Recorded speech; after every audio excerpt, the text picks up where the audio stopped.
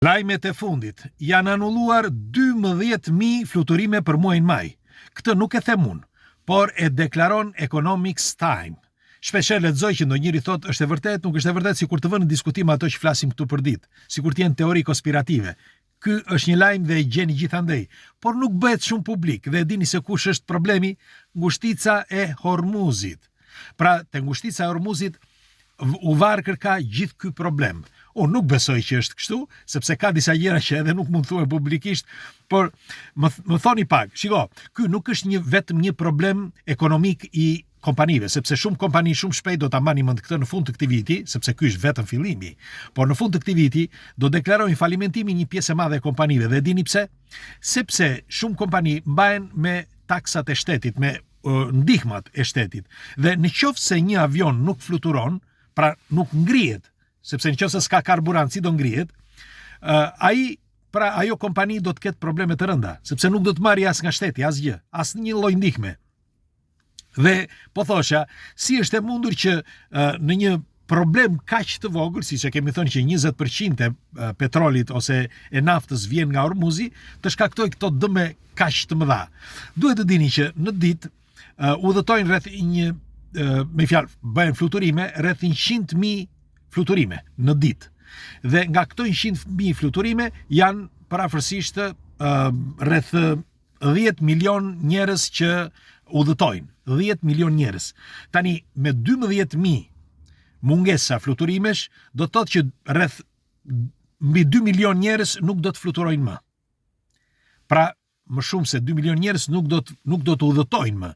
Dhe nuk është, siç thash, problemi më i madh i këtyre kompanive, por i njerëzve, sepse ka shumë njerëz që kanë nevoja të domosdoshme që të shkojnë nga një vend në vend tjetër për punë, për biznese etj. Bile edhe të tjera akoma që duan të takojnë njerëzit e tyre. Pra, çfarë problemi mund të krijojë një situatë e tillë? Në qoftë se e vu të re, në këto dije dhe sot, rëzihet ai Trumpi me Teheranin. Jo male, jo talash, jo e qëllove, jo nuk e qëllove. Shoqërojnë anijet, këto janë filma fantastiko shkencor, ose filma të teatrëve të fundit. Amerika që thot, hamo tani e lini të lirë dhe pastaj thot prap jo, po mos e lini të lirë. Duke sikur janë teatre këto. Sepse unë po them që Amerika e ka forcën që të ndaloj apo të hap ngushticën e Hormuzit. Për më tepër, ngushtica e Hormuzit i përket gjithëve, sepse ajo ngushticë duhet kalojnë, sepse nuk është vetëm e Iranit, por është edhe vendeve të tjera, dhe të gjitha vendet, nëse të bashkohen së bashku, kuptojnë që ky është një problem madhor edhe për ta. Dhe pyetja është pse po ndodh ky? Mos luhet në një gjë tjetër këtu brenda, ju si thoni. Unë them padyshim që po. Megjithatë, duhet të dini që në vit udhëtojnë rreth 38 milion fluturime. Pra në vit, me 4 miliard njerëz, 38 milion fluturime në vit, gjatë gjithë vitit, me 4 miliard njerëz që lëvizin. E dini se çfarë mund të shkaktojë një problem në qoftë se do të zgjas, për shembull ky problemi tani Hormuzit deri në shtator-tetor? Një shkatërim total të ekonomisë. Total, po e them të vërtet këtë, sepse në qoftë se do të ndalojnë tani 12.000 fluturime me rreth, siç ju thash, rreth 2 milionë ca pasagjer, merrni me mend në qoftë se do të ndalojnë 2 milion fluturime nga këto 38 milion. Pra në qoftë se ndalojnë 2 milion fluturime, ju do të shikoni që bota do të fundoset brenda një kohe shumë të shkurtër. Duket paradoksale, por këto gjëra mund të ndodhin. Shiko, apokalipsi, për mendimin tim, nuk është ato çka thuhet deri tani që është thënë që apokalipsi do shkatërrohet botë. Jo, për mendimin tim apokalipsi është një shkatërrim ekonomik, sepse ne zhvillimin e kemi bërë nëpërmjet teknologjisë. Në qoftë se nuk ka teknologji, dikur luftoni me shpata, deri nga vitet 800. Pastaj bëm zhvillimin, nga momenti që bëm zhvillimin, pra që erdhi teknologjia, shikoni se çfarë arrim në sot. Dhe është problemi kryesor është koha. Koha është gjykatësi kryesor i njeriut. Do t'ju them se përse. Nuk është se kam humbur këtu në këtë diskutim që po bëjmë, por është pikërisht ky problemi kryesor dhe do t'ju them se përse. Është i lidhur ngushtë pikërisht me këto fluturimet që hapa bisedën më përpara. Do t'ju them se përse. Atëre, çdo gjë varet nga koha. Zhvillimi i njeriut është koha. Në qoftë se faktori kohë do të ngushtohet, do të shkurtohet ose do të zhduket, ne nuk kemi më zhvillim. Me fjalë që do të zhduket totalisht zhduket edhe zhvillimi, sepse nuk ka më. Si do të lëvizin kamionët, si do të lëvizin avionët, si do të lëvizin njerëzit nga një vend në tjetrin. Pra vetëm do lëvizin në një distancë të shkurtër dhe po atë dhe në një të shkurtër nuk lëvizin dot. Sepse duhet të ngren pra materiale, gjëra me shpinë, me trup, në qoftë se nuk ka, po flas naft, në qoftë se nuk ka karburant. Si do lëvizin? Me se?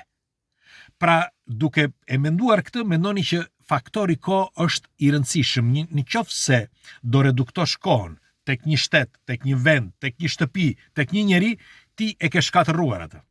Shikoni, në qoftë se nuk do të ekzistonin telefonat celular, ne nuk do të kishim këtë zhvillim që kemi sot. Pra, ne kemi shkurtuar distancën, kemi shkurtuar kohën, pikërisht pra duke kontaktuar me njëri tjetrin nëpërmjet distancës dhe i zgjidhim këto probleme nëpërmjet distancës. Në qoftë se unë nisem tani me makinë nga këtu ku jam dhe shkoj në Shqipëri, unë me makinë ngushtoj distancën, pra e bëj më shpejt. Në qoftë se do të eci në këmbë, do të duhen vite për të shkuar deri për të arritur në Shqipëri. Sepse nga këtu deri në Shqipëri janë qindra kilometra. Si do të eci unë në këmbë? Për më tepër nuk mund të marr dot mbi shpinë gjëra të rënda. Pra, nëse do të marr diçka që ta çoj apo të marr nga andej ta sjell këtu. Pra, faktori kohë është thelbësor në njeriu.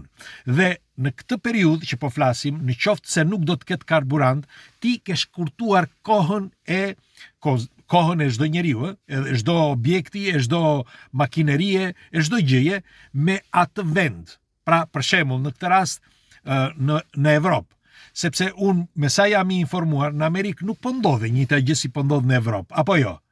Atëre ku qëndron problemi? Kush po e krijon problemin?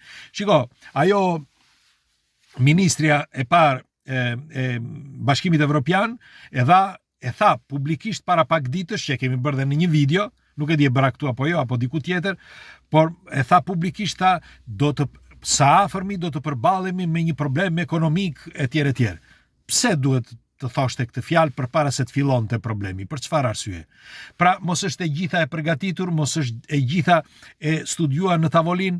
Si është e mundur? Dhe tani, për një ngushticë dreqë e mori të Hormuzit të bëhet gjithë ky problem i madh? Për çfarë arsye? Për një ngushticë të vogël, gjithë ky problem i madh? Pse nuk kemi mundësinë të tjera? Shqipëria, Kosova, Maqedonia për shembull, pse duhet të vuajnë për naftë kur ne e kemi naftën? Pse duhet ta marrin kinezët naftën që të na i shesin sërish? Pra, faktori kohë është ai që dëmton një ekonomi dhe një vend.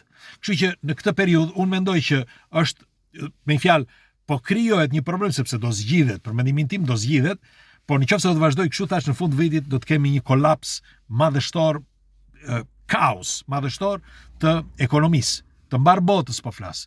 Pra, në qoftë se nuk do të zgjidhet ky gjë, do të ndodhin probleme të rënda, por shpresojmë që të zgjidhet, që për shembull kjo Evropa apo vendet tjera që marrin naftën nga ngushtica e Hormuzit një pjesë të saj, të mund të zgjidh problemet e saj. Pse vendet e tjera duhet mos kenë, me fjalë, kanë këtë problem? Për shembull, Kina, ndonse Kina është faktori kryesor që mendohet që po luftohet me fjalë që të mos marri naftën nga ngushtica e Hormuzit, ashtu siç e ndaluan edhe nga Venezuela. Kina nuk po shoh me fjalë në lajme sepse kërkova që të ketë probleme për naftë. Pse? Sepse e ka në vend. Ka rezerva, ka çdo gjë që mund të përballojë një situatë të tillë. Po Evropa, mendoni se nuk ka? Normal që ka. Atëherë pse e thon publikisht? E kuptuam që nafta duhet të reduktohet ose mirë të zhduket brenda vitit 2030. Dakord. Por unë mendoj që duhet të ketë forma të tjera. Forma të tjera që të mund të ndihmojnë të paktën njerëzimin, sepse të gjitha këto që tham bien mbi njeriun. Njeriu është ai që është sklavi kryesor. Dhe në qoftë se nuk punon njeriu, këta nuk kanë më. Kështu që është problemi është kryesor njeriu. Ai punon, ai ha vuajtjet, ai i krijohet problemi, pra njeriu i thjesht, punëtori, sklavi. Ata do të kenë gjithmonë avionet e tyre privat për të lëvizur nga një vend në tjetrin, apo politikanët i kanë të shtetit. Dhe do ta gjejnë karburantin. Po njeriu i shkret, skleverit, nuk kanë mundësi. Ju çfarë mendimi keni për një argument të tillë? Më vjen inat ndonjëherë, kjo është një situatë vërtet drastike, 12.000 avion vetëm për muajin maj. Dhe ky është tash vetëm fillimi. Shpresojmë që mos të vazhdojë kështu, sepse në fund të vitit do të ketë probleme të mëdha. Por nuk është ky problemi kryesor, siç e kemi thënë. Problemi më i madh është i të mbjellave dhe pastaj të korrurave. Kështu që drithrat dhe problemet e tjera ushqimore që mund të shkaktojnë në fund vitit. E kemi thënë me 10 herë dhe shpresoj që mos të ndodhë. Pres komentet tuaja çfarë mendimi keni. Hajde, kalofshi një ditë bukur.